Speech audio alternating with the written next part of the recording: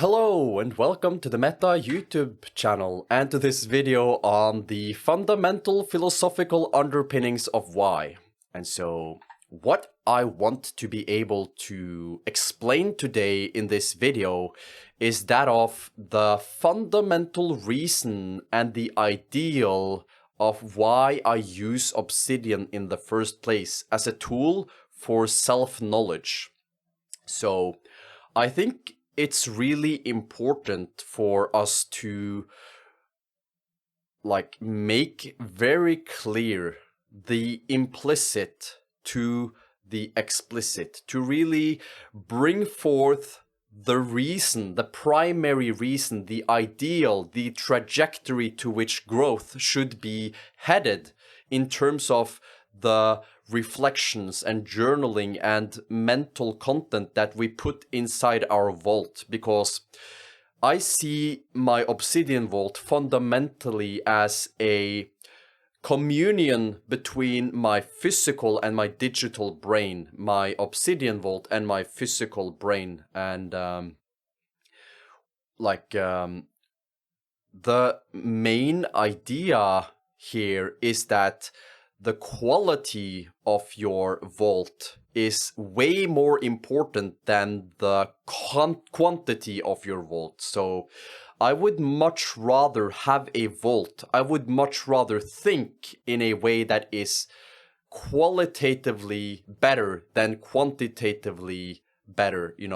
because what we think, to me, is not the least bit as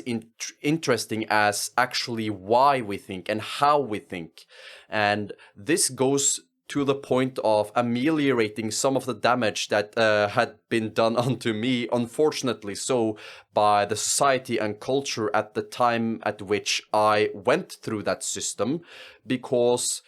what I fundamentally struggled with as a pattern, as a historical pattern that emerged time and time again during my education, was that I so often thought about, because I had a natural inclination for this way of mind, that why should I learn these things that I'm being told if I don't understand myself, the things that are being said and why they are being said? And that goes for this way of using personal knowledge management, in this case Obsidian, because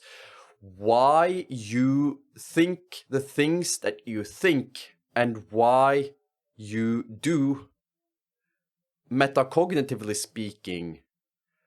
is way more important in terms of how it shapes the way that you relate to the world, in terms of your business, your life purpose, your friends, family, colleagues, and your business, your economic life, your spiritual life, your philosophical life, your everything that you do in your life is shaped by your ability to ask epistemological questions and to be not necessarily skeptical, although skepticism has a huge role to play in this, but metacognitively speaking, being skeptical of your own skepticism and thinking about why you think, not neurotically, but as a tool, as a framework to bring about ever greater, clearer, and more insightful depth of mental activity about why we do the things that we do and why we think the way that we think. And coming at the world and relating to the world from a first principled way and framework, because this goes to the point of metaphysics and why we are, in my way of relating to the world at the very least, metaphysically, why I exist, why existence is here in the first place, why is reality structured the way that it is, and why are things the way that they are, and why are my perceptions about things the way that they are. And really using Obsidian then, and using personal knowledge management in a way that enables more recognition of such patterns of biased ways of thinking and of relating to the world that hinder that self-knowledge and that clear-lighted understanding of truth, because all manners of biased ways of thinking and lack of inner self-knowledge causes truth to become dark, veiled in a cloak of selfish interests, and that causes our understanding of ourselves to be hampered. And that is really the fundamental struggle. And again, the tool that we are using in this case, Obsidian, needs to be shaped in a way that is in unification, in tandem with your own way of relating to the world, relationally speaking, contextually speaking, epistemologically, metaphysically speaking, because using this tool in the way that I've described so far enables you to be able to bring forth the crossovers and intersections between different areas of your life that may seem disparate and disconnected and alienated from one another,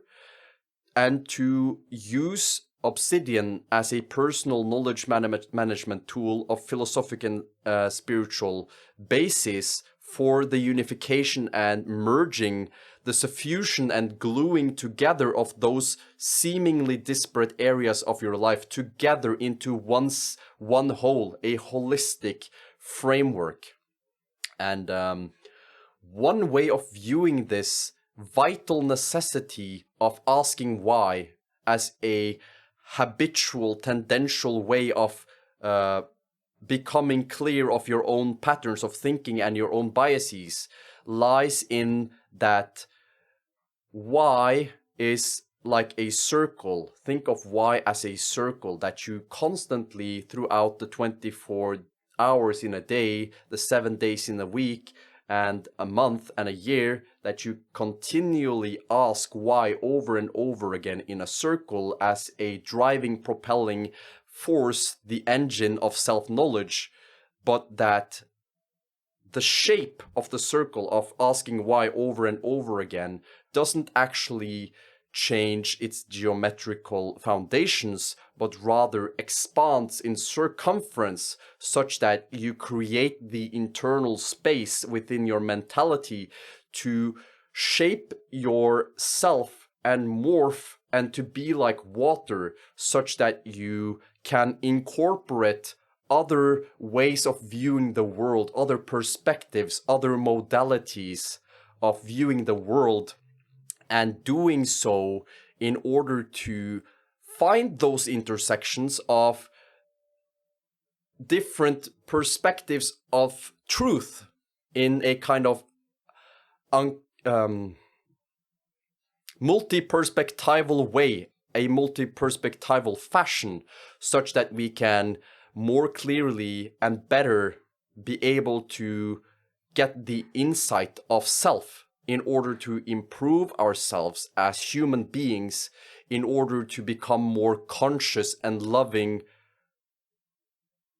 human beings, sentient beings on this earth, to take care of one another, to increase our relational intelligence, our spiritual health, and our way of being in the world. And like defining that for yourself, although I've given a precise and clear understanding of my way of seeing this, like defining that for yourself in terms of your personal knowledge management and your Obsidian Vault is of crucial importance, because it is not the least bit as interesting what is inside your vault as the reason why you use your vault and why you think the things that you think. Because just parroting other people's thoughts instead of rephrasing and recontextualizing what other people have said in your own language in order to emphasize and make it clear to yourself why those things are true, epistemologically speaking, that's really a key, really important in my view. So with that being said, I hope this overarching holistic view of the fundamental philosophical underpinnings of why made sense, and I hope this enables clear understanding of why use Obsidian in the first place as the primary question to be answered before configuring and doing all of this other stuff. Get back to the first principles, get back to the epistemology, ask why. Why should you have an Obsidian vault? Why should you reflect? Why should you journal? Why should you understand mentality if it doesn't lead anywhere? Where is your trajectory? The end point of philosophy is ultimately self-knowledge. Self-knowledge leads to freedom, and that's the purpose of life, isn't it? To be free, to live life on your terms, to not be bound by other people's agendas and biases. So, hope that was useful. I hope that was clear. And it's Friday, so enjoy your weekend. And thank you for watching. Thank you for spending your time with me. Take care. Wishing you all the best. If there are any questions, please let me know. And thank you once more. Take care. Bye.